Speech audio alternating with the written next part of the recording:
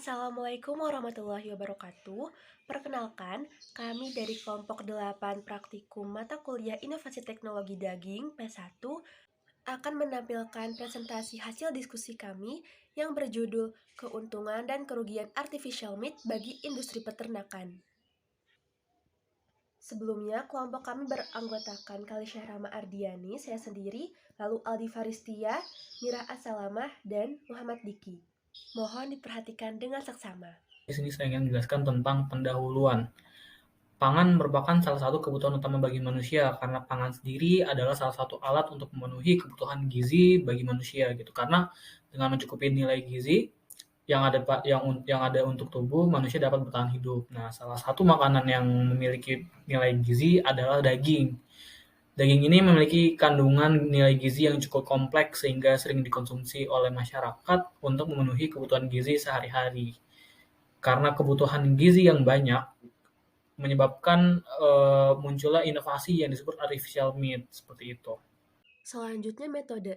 Metode yang kami gunakan untuk praktikum ini yaitu metode yang dilakukan secara deskriptif, yang bertujuan menggambarkan suatu kejadian secara aktual dan mendeskripsikan objek penelitian, serta menelusuri informasi yang dibutuhkan sesuai dengan kenyataan yang sebenarnya.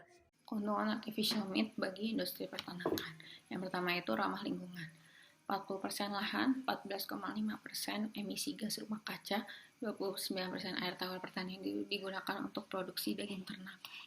Nah, menurut Profesor Pos, tahun 2012 itu Profesor Pos berargumen bahwa daging buatan itu akan menyelesaikan masalah kesejahteraan dan lingkungan.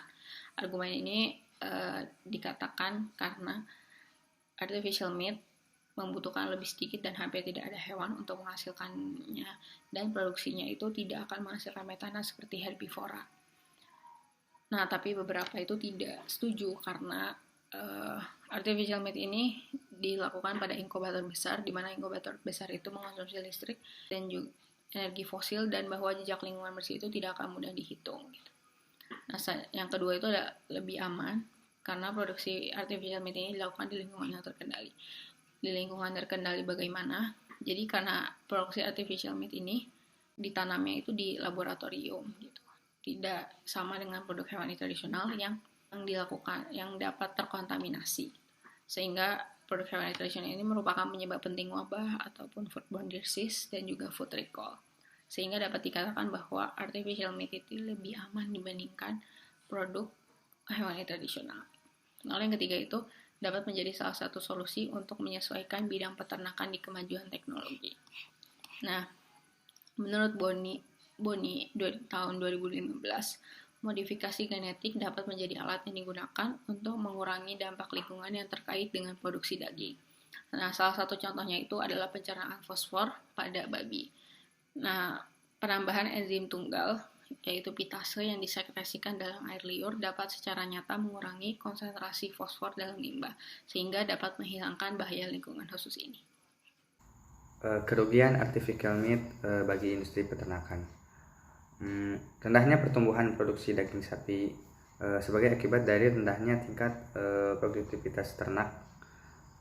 Kemudian juga manajemen pemeliharaan masih sangat sederhana dan juga belum menerapkan inovasi teknologi baik dalam manajemen pakan maupun manajemen reproduksi, sehingga berdampak terhadap rendahnya tingkat produktivitas dan juga perkembangan populasi menjadi rendah.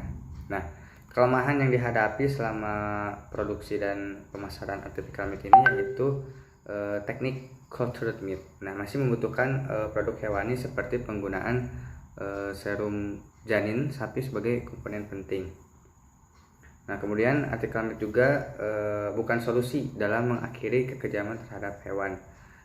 Dalam membentuk daging berbasis sel merupakan tantangan, meskipun para ilmuwan memiliki semua teknologi untuk mengembangkan otot rangka dan jaringan adiposa.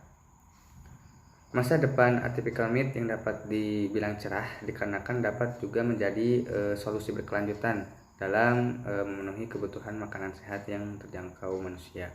Jika reproduksi artificial meat ini tiba-tiba sukses, mungkin ada jutaan hewan pedaging yang tidak lagi memiliki tujuan dan karena terbuang sia-sia. Dan juga akan ada pengurangan besar-besaran dalam keragaman jika semua breed penghasil daging tidak lagi dibudidayakan. Nah, kesimpulan dari keuntungan dan kerugian dari artificial meat ini, artificial meat ini memiliki 3 jenis substitusi daging. Kemudian ada kultur daging dan modifikasi daging yang diambil dari ternak GMO atau genetically modification organism. Keuntungan dari artificial meat yaitu pertama, lebih ramah lingkungan, upaya yang dapat meningkatkan kualitas reproduksi. Artificial meat dilakukan di lingkungan yang sangat terkendali, yang aman dari kemungkinan kontaminasi selama penyembelihan hewan. Kemudian keamanan artificial meat ini dijaga dan dilindungi karena daging ditanam di laboratorium. Kemudian untuk kerugian tersendiri, artificial meat rendahnya manajemen pemeliharaan dan juga manajemen reproduksi. Nah, kelemahan yang dihadapi selama produksi dan pemasaran artificial meat ini yaitu teknik cultured meat yang masih juga membutuhkan produk hewani. Itulah presentasi terkait dengan artificial meat yang dapat kelompok 8 sampaikan. Kurang lebihnya mohon maaf. Harapannya semoga teman-teman bisa memahami presentasi kami dengan baik. Jika ada pertanyaan jangan sungkan untuk ditanyakan. Terima kasih. Wassalamualaikum warahmatullahi wabarakatuh.